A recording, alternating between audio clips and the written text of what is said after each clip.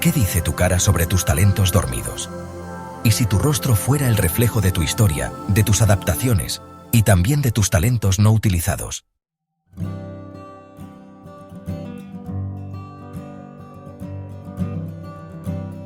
Hoy no venimos a hablarte de belleza, ni de expresión facial, ni de rasgos de carácter como clichés de revista.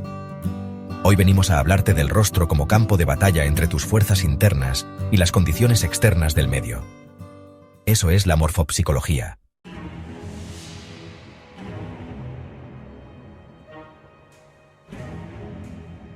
La morfopsicología fue desarrollada por el psiquiatra Lewis Corman y ha evolucionado en décadas recientes gracias al trabajo de Benoit Corman y su equipo, especialmente desde el enfoque moderno de la escuela autognosis. ¿Su premisa? Tu rostro no es una simple suma de rasgos genéticos. Es el resultado dinámico de lo que has heredado, genética, y de cómo te has adaptado a lo largo de la vida, epigenética. Hablamos de los movimientos básicos naturales de expansión, retracción, proyección y contención. Estos movimientos determinan las funciones. Es un lenguaje visual, biológico, observable. No es una profecía, es una lectura del presente y del pasado reciente.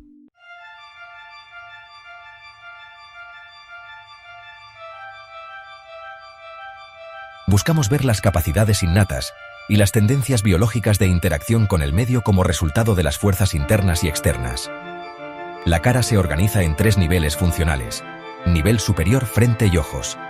Representa la actividad intelectual, la abstracción, la planificación, la intuición. Nivel medio, nariz, pómulos. Representa la dimensión afectiva, social, emocional, de vínculo. Nivel inferior, boca, mandíbula, mentón. Representa la acción, lo instintivo, la expresión concreta en el mundo. Estos niveles albergan los receptores con los que recibimos la información del medio e interactuamos con él. Ejemplos. Una persona con nivel medio retraído puede tener dificultades en las relaciones interpersonales, ya que su receptor ofrece poco margen para el intercambio.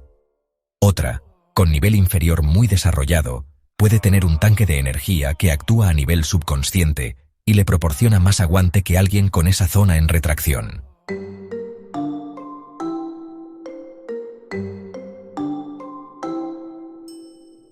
Benoit Corman propone un método riguroso para analizar rostros sin caer en juicios rápidos. Sus 6 pasos son: primero, observar el marco, la forma general del rostro, ya sea redonda o rectangular en expansión, ovalada y estrecha en retracción, que habla de motivaciones inconscientes. Segundo, analizar los receptores, ojos, nariz y boca. Si ocupan gran espacio en el marco, indican una tendencia extrovertida. Si están más concentrados, una tendencia introspectiva. Tercero, observar el modelado, redondeado, que es adaptable, plano, que es firme, u ondulado, que es sensible. Cuarto, tonicidad. Receptores vivos, finos y carnes compactas, indican energía y acción. Si son caídos, espesos o blandos, indican tranquilidad o receptividad. Quinto, cara de perfil. Un perfil inclinado sugiere dinamismo, mientras que un perfil vertical sugiere reflexión. Combinaciones como proyección arriba y contención abajo indican un carácter dinámico y exigente. Contención arriba y proyección abajo, reflexivo e impulsivo. Redondeado arriba y proyectado abajo, intuitivo e impulsivo. Sexto, lectura por niveles. Un nivel superior predominante sugiere un pensador, un nivel medio predominante, un motivador, y un nivel inferior predominante, un hacedor.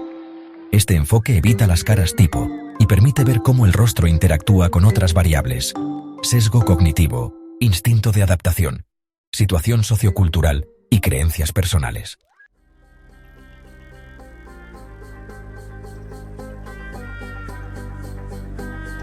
¿Qué capacidades innatas tienes? ¿Cuáles han sido reconocidas y cuáles se han quedado sin espacio? La morfopsicología muestra dónde hay expansión o retracción, pero también qué contradicciones y potenciales existen aquí y ahora. Ejemplo 1. Una frente amplia y proyectada indica capacidad abstracta. Si creces en un entorno muy físico o material, ese potencial puede quedar sin estimular. Ejemplo 2. Una mandíbula amplia y firme indica fuerza instintiva. Pero si no puedes tomar decisiones, debido a padres autoritarios o normas estrictas, esa energía puede bloquearse o canalizarse mal.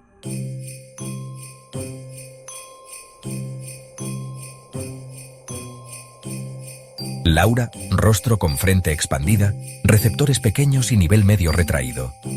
Muy racional y controladora de emociones. Al comprender su configuración pudo trabajar en relaciones más abiertas y terapias de apertura emocional. Su rostro se volvió más blando y expresivo. Andrés, proyección inferior y contención superior. Actuaba impulsivamente sin pensar. Desarrolló rutinas de reflexión y gestión emocional. Descubrió que podía sostener sus ideas con foco. Clara, rostro muy expandido, pero modelado muy blando. Muchas ideas y relaciones, pero sin estructura. Trabajó en su constancia y orden interno. Descubrió que su talento era concretar.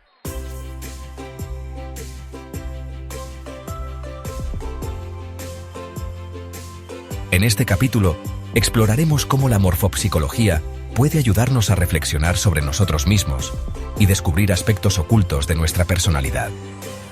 No se trata de arreglar tu cara ni buscar lo que falta.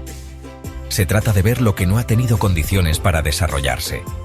Observa tus contradicciones, tus fuerzas y contrafuerzas, y decide cómo quieres vivirlas a partir de ahora. Preguntas clave. ¿Qué parte de ti quiere expresarse pero no ha podido? ¿Qué zona ha estado sobreestimulada y te agota? ¿Qué condiciones podrías generar hoy para activar tus talentos naturales? Como decía Séneca, no es el que lo tiene, sino el que lo usa, quien hace valer el don. Y como diría un morfopsicólogo, no es el que expande o se retrae, sino el que armoniza sus movimientos, quien encuentra su equilibrio.